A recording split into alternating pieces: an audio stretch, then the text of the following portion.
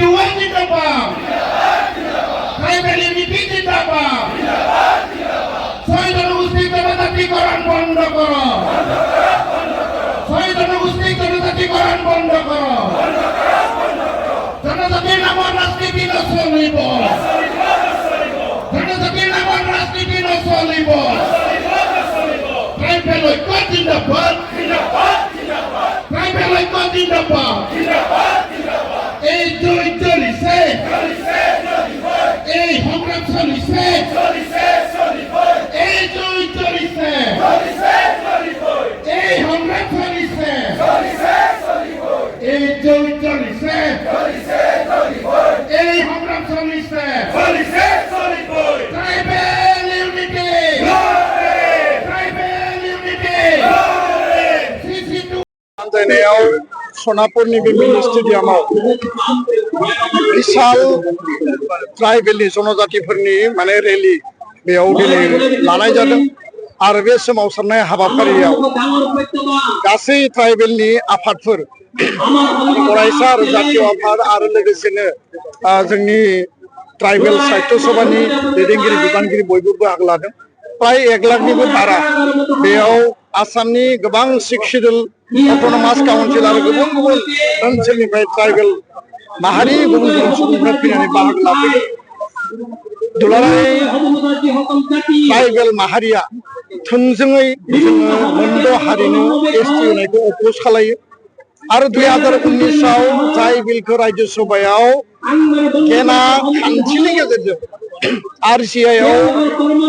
recommendation लानानै national commission for schedule ट्राइबआव recommendation लानानै बेयाव बिलखौ टेबोल खालामनाय जादोंमोन बेखौ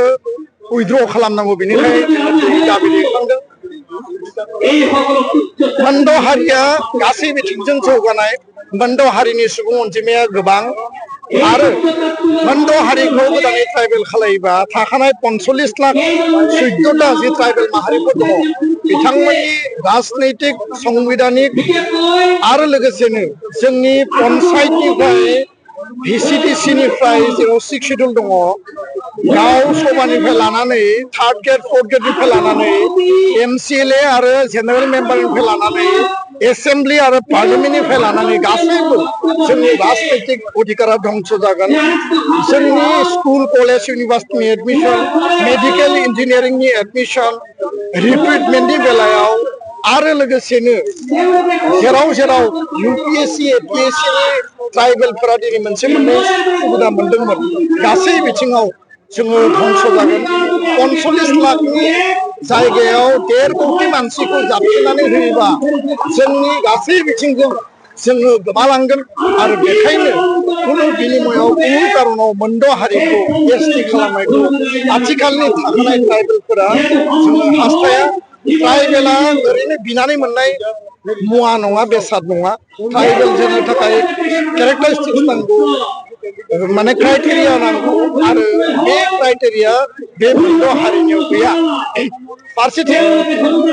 फैबाय थानाय 25 नभेम्बराव आसाम सरकारा जि रिकमेन्डेसन लाबोनो नागिरदों आरो थाखानाय ट्राइबेलखौ ध्वंस खालामनानै गोदान मोनद' हारिखौ ट्राइबेल थिसननायनि थाखाय भारत सरकारनो जि रिकमेन्डेसन होनो नागिरदों आसाम बिधान सभायाव बेखौ बन्द खालामनांगौ आरो बेयाव 22 जन जि MLA फोर दङ ट्राइबेल MLA बे ट्राइबेल MLA जेराव मन्त्रि दङ जेराव स्पिकार डेपुटि स्पिकार दङ बिथांमोना बिनि सायाव लानानै खामानि मावनांगौ आरो बेखायनो दिनैनि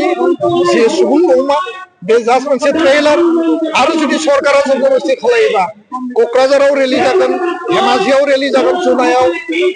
बा मरिगावआव रेलि जागोन डिफुआव जागोन राभा आसामाव रेलि जागोन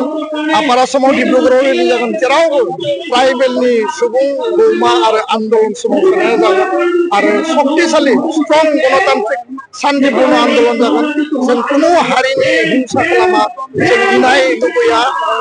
बिथांमोना मा अधिकार मोनो जोंहा बुंनो गोनां गैया खिन्थु थाखानाय एसटिखौ ध्वंस खालामनानै बेयाव एसटि दाजाबनायखौ जों अपोज खालामो बेखिनि बाथ्राखौ स्पष्ट बेराफारसेथिं जेनेबा जों जुदि आसामनि खोथा जुदि बिटिसिआव जुदि नाहरबा हाग्रामा महिलारि आनजाया बेबायदि एनअसि होनाया बेयाव खहा खालामा आसामाव थानाय गासै पलिटिकेल पार्टी आसामाव थानाय गासै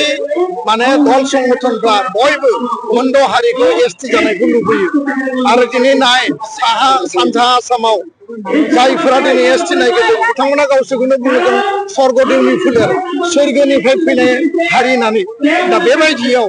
जुदि मोनद हारिया एसटि जायोब्ला बिटिसिल' नङा डिमा हासाव कार्बि आंलं बयबो धंस जागोन आरो सिगाङाव माबा मोनसे जि रिकमेन्डेसन होदोंमोन बिटिसि काउन्सिलनिफ्राय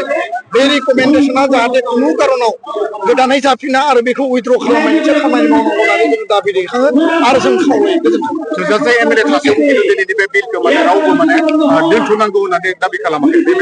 रुलिंनिबो एमएलए दङ अपोजिसननिबो एमएलए दङ आल्टिमेटलि 25 नभेम्बराव नुगोन बिधान सभानि फ्ल'राव 126 जन एमएलए नि गेजेराव सोर मा बबे पार्टिया माबायदि रल लायो जों बेखौ गणतान्त्रिक आन्दोलन जागोन आइननि सुप्रिम कर्टआव केस खालामनांगौबा खालामगोन बेनि सिगां गणतान्त्रिक आन्दोलननि गेजेरजों आसाम सरकार भारत सरकारखौ थाखानाय एक्जिस्टिं ट्राइबेला गावनि शक्तिखौ दिन्थिगोन आरो ट्राइबेलखौ लानानै पलिटिक्स खालामनाङा आरो ट्राइबेलखौ लानानै पलिटिक्स जाय खालामगोन बेयो मोनसे समाव ट्राइबेलनियावनो आथिं हमफिननांगोन बे बाथ्राखौ दिनै स्पष्ट बुंनो गोजोन्थों